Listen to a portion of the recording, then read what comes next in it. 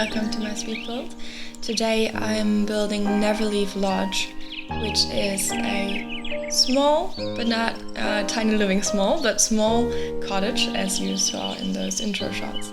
I wanted this to look as crooked and as cute as possible, so that's why you just saw me drawing that freehand shape for the shell in the beginning. I wanted it to look really irregular, so I really just drew what came to mind and what felt right.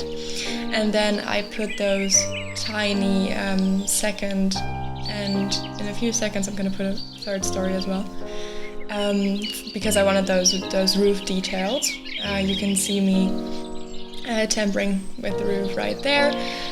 So I also wanted this roof to look really crooked and as if it was really old, and there was just a lot of weather that it had to survive.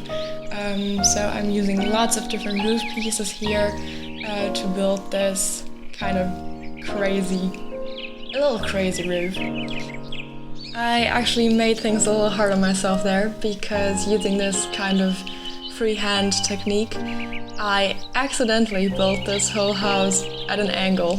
So I'm running into some trouble with especially kitchen counters later on, because they have those weird kind of dark blotchy shadows on them if you place them against walls that are not in the direction of the lot. So that's gonna be a little bit annoying, but I think I'm figuring it all out quite alright.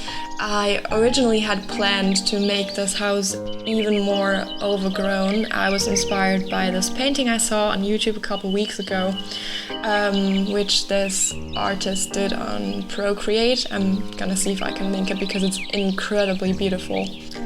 So I wanted to recreate that, not really the house itself, because obviously I'm using a way different shape, but kind of the feeling that it gave me.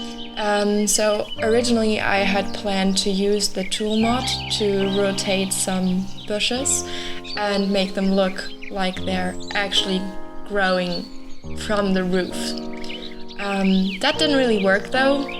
There are some objects, I think they're mostly debug objects, which you cannot rotate with the tool mod. I didn't know which objects those were before.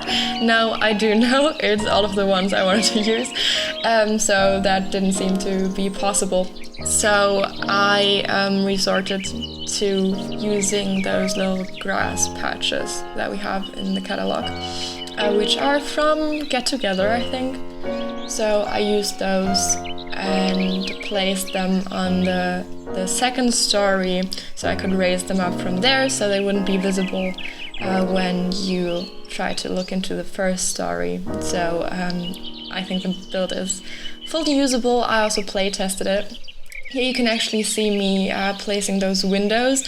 I wanted those to be in lots of different colors, so that's why some are dark brown, some are white, and some are green. I imagine this house was passed on through generations, and maybe sometimes people decided to paint the windows green, and then sometime later they decided they wanted them white instead, and they just left out some, or there wasn't enough paint, or whatever.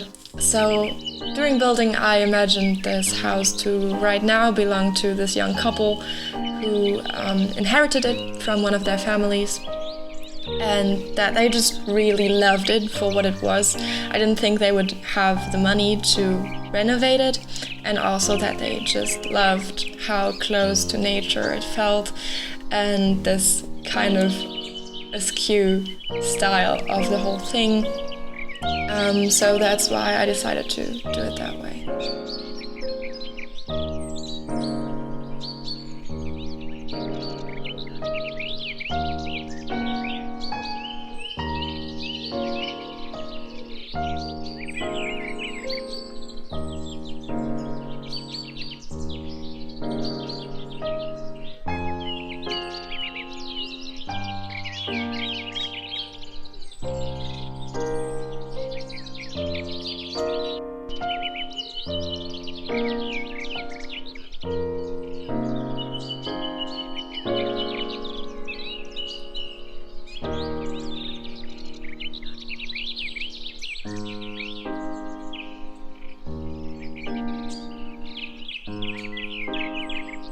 So here you can actually see me trying a little bit with the tool mod, which didn't work out. And also I hadn't really gotten how that thing with raising it up from the second story worked, so that you wouldn't see it later on. So those few I placed in the beginning are actually visible when you are in first story or ground floor, however you want to call it, mode.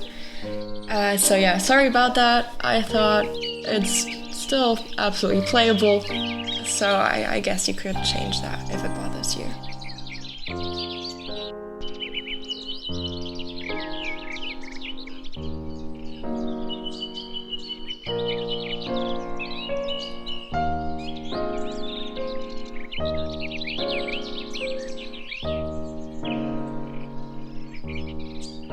I really loved using the tool mod for this, so if you've never heard of it, don't worry, I'm sure you have, but if you've never heard of it, you don't need it to download this bolt. It'll still look completely fine in the way I did it in your game if you just place it with bb.moveObjects on.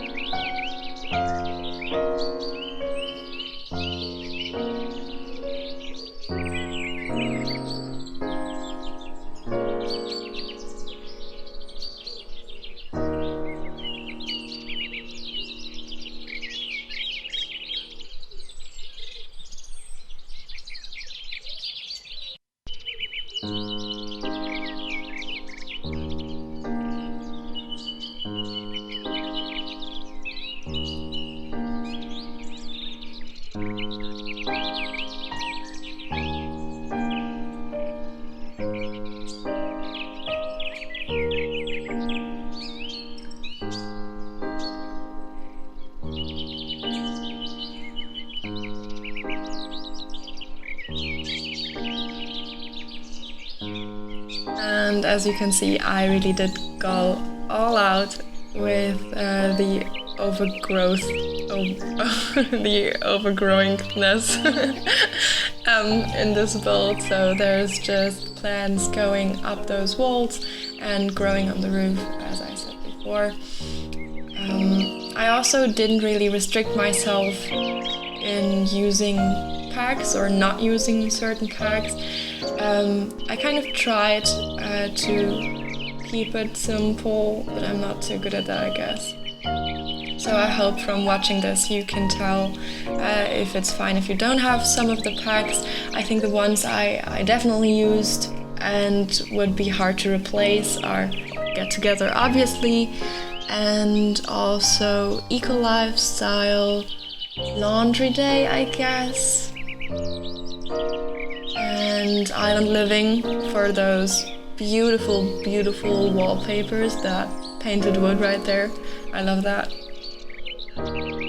Oh, also University would be important for those ivy things, if I'm not mistaken.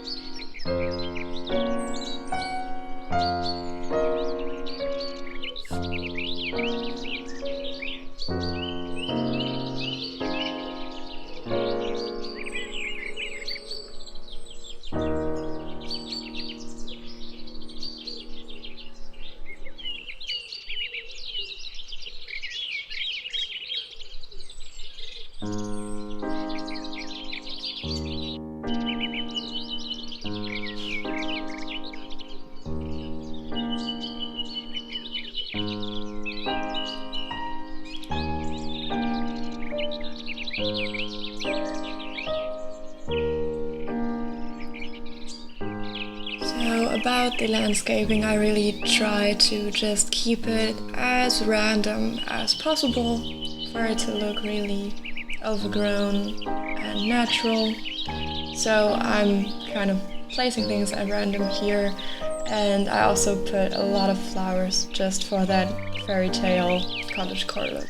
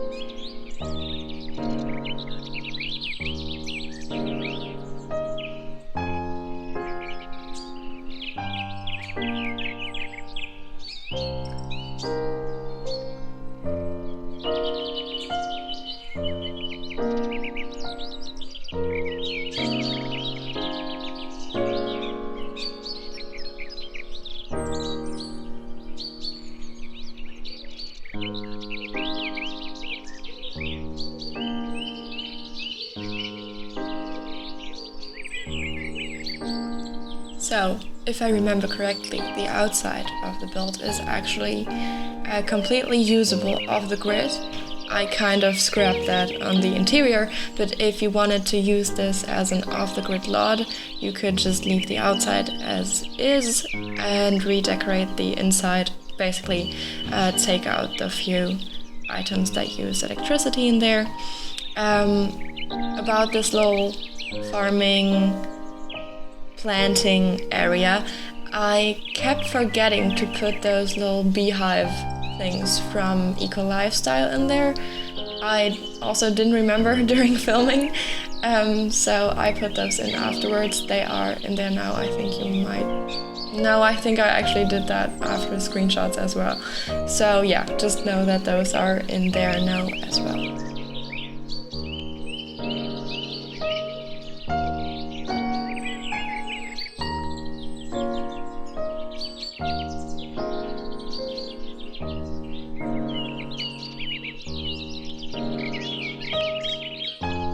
are now onto the interior. Not everything matches in this interior. I also didn't want it to match at all. As I said, I felt like lots of people, lots of generations had lived in this house, and their tastes may have been different throughout the years. And this young couple that lived there, in my head at least, didn't really have the money or was interested in changing it to look a little more cohesive.